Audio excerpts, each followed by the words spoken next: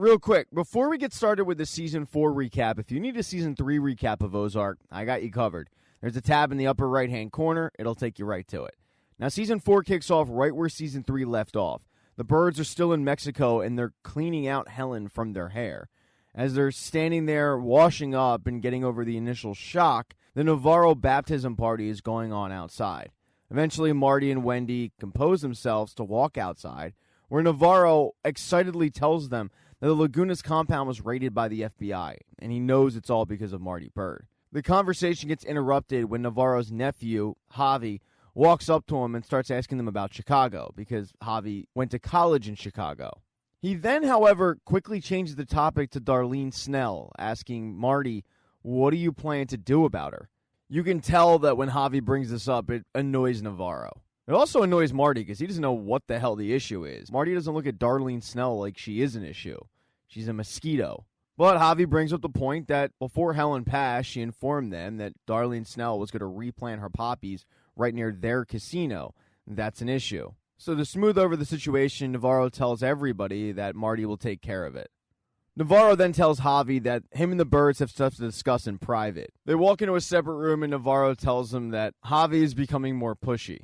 He's clearly searching for cracks for Navarro, and if he finds enough, he's going to make a play. And making a play means he's going to have him killed and take over the power. If he kills Navarro, he's also going to kill the birds as well, so this affects them. Because of that, Navarro wants out. But it's not exactly easy for the kingpin of a drug cartel to, quote, get out. It's not like Navarro doesn't know this, but he wants the birds' help. So he needs the birds' help and the birds' influence on the FBI to make it so he can go freely from Mexico to the United States, where they've already established his children's business empire. Basically, he wants the birds to launder him, and that's impossible. The birds try to tell him this, but he doesn't take kindly to that. They try to respectfully explain that he's just too big of a profile, but he then asks them, well, why are you even alive then? He then leaves the room and lets them enjoy the party.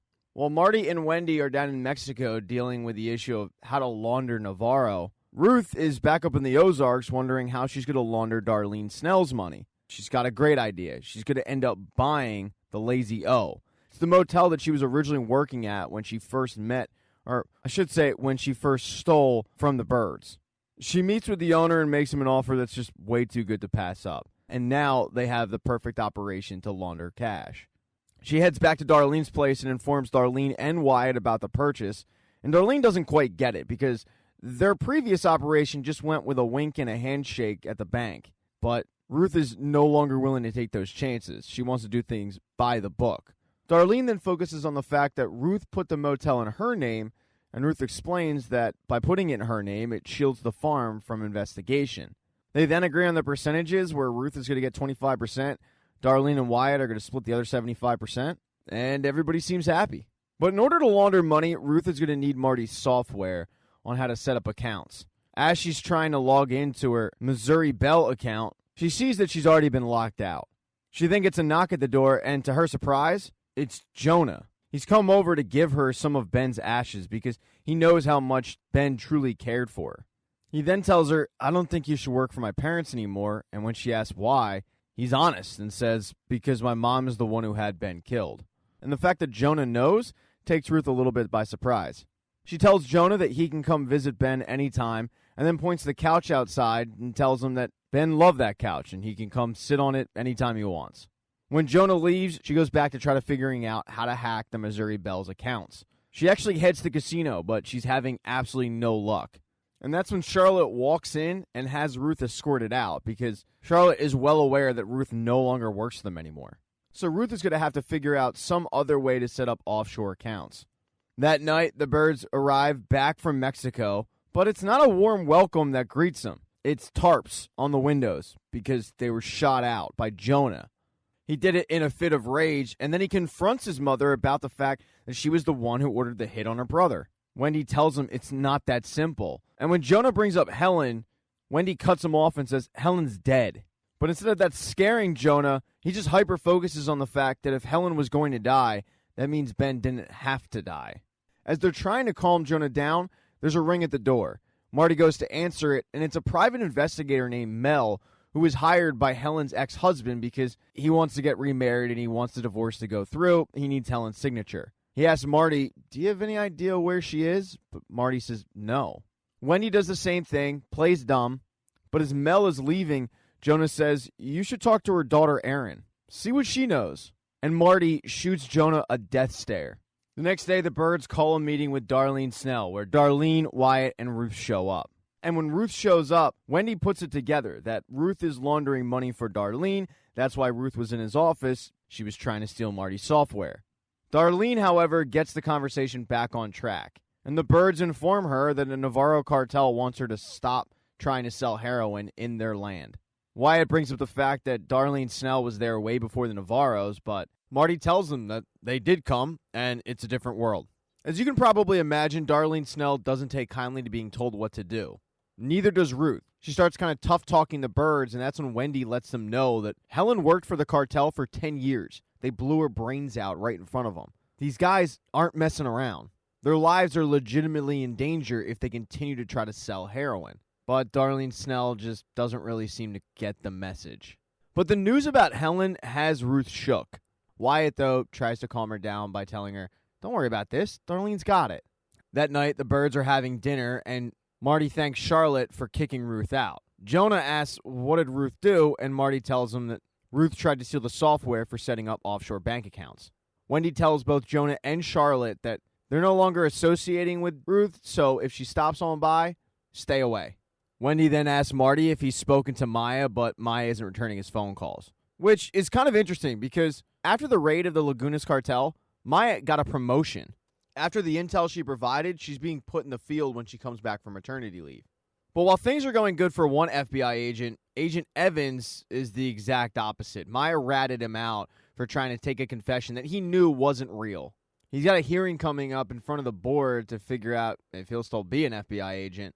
And he meets Maya in a parking lot and explains what he was trying to do because Maya is to testify. So Maya has a lot on her mind, and that's probably one of the many reasons why she hasn't gotten back to Marty Bird yet. But Marty does let the family know that they're going to need to get in touch with Maya because they need to launder Omar Navarro. And even Jonah knows that that's impossible. The dinner, however, gets interrupted when Mel has returned. But that's because Mel went into Helen's house, looked at her security cameras, and saw something interesting. It was the fact that she was being held at gunpoint by Jonah. He shows them the pictures, and Jonah confesses to the fact that, yeah, he had Helen at gunpoint, but if you look at the rest of the video, he ended up leaving and she was alive. Marty and Wendy, however, don't want Jonah to say another word. They don't want him to incriminate himself any more than he already has. Mel, however, found Jonah's wording very interesting. The fact that he said she was still alive, implying that he knows that she's dead.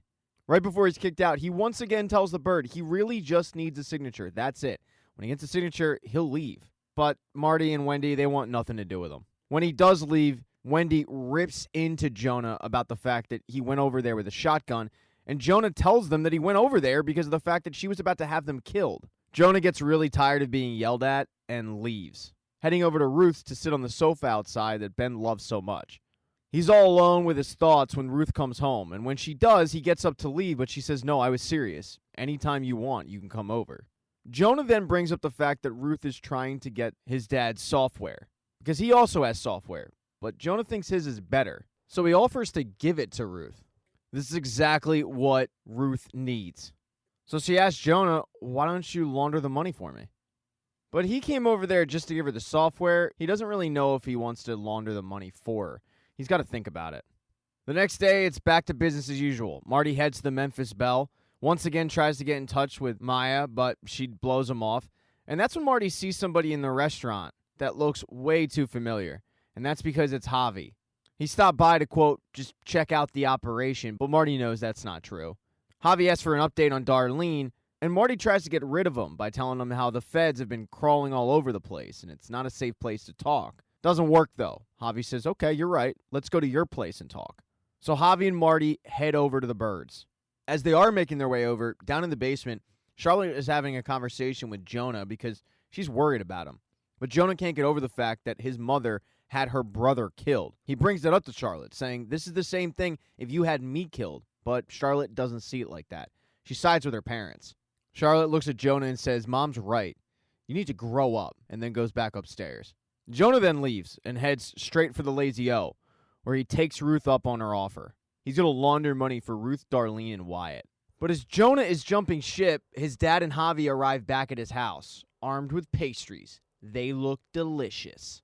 Wendy lets Javi know that they have to tread lightly with this whole situation because Darlene controls the local sheriff, and they don't want him investigating them. But they assure him that they have spoken to her. Javi nods and then looks at him and says, "You know, when my uncle told me about your disagreement with Helen, my vote was to kill you guys. But clearly my uncle has faith in you." That certainly gets their attention. The conversation turns a little more normal when they ask Javi where he's staying, and he surprisingly says he's staying at Helen's, but hey, it's open, right? No one's there. After he finishes up his scone, that's exactly where Javi heads. But he gets a visitor. It's from the sheriff. The sheriff was visited by Mel, looking for information on Helen, but the sheriff kind of threw his hands up and says, "I have no idea." Mel ended up leaving him a card that on the back of it said, "Do your effing job, please." And that guilt ended up getting to the sheriff, so he went to the house to go see if he could find any information on where she might be. He asks Javi if he has any idea where Helen is, and Javi says no, but then he invites the sheriff in, and he shoots him. That night, he excitedly shows up at the Bird residence with the sheriff in the trunk of the sheriff's own car. He didn't just come there to show the Birds the body, though. He came there because they own a crematorium. And after the initial shock wears off, the Birds start loading the body of the sheriff into their own vehicle.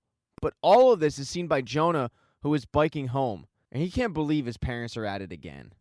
Thank you so much for checking out this recap. Please consider subscribing to the channel. Hit thumbs up if you liked it. Smash that thumbs down button if you thought this sucked. Make sure to be nice in the comments section. If you don't see the next video up in the end screen there, I'll get it up in a few days, not to worry. And I have merchandise, so go buy a mug or something. It's never too early to think about Christmas gifts, folks. But once again, thank you for checking out this recap.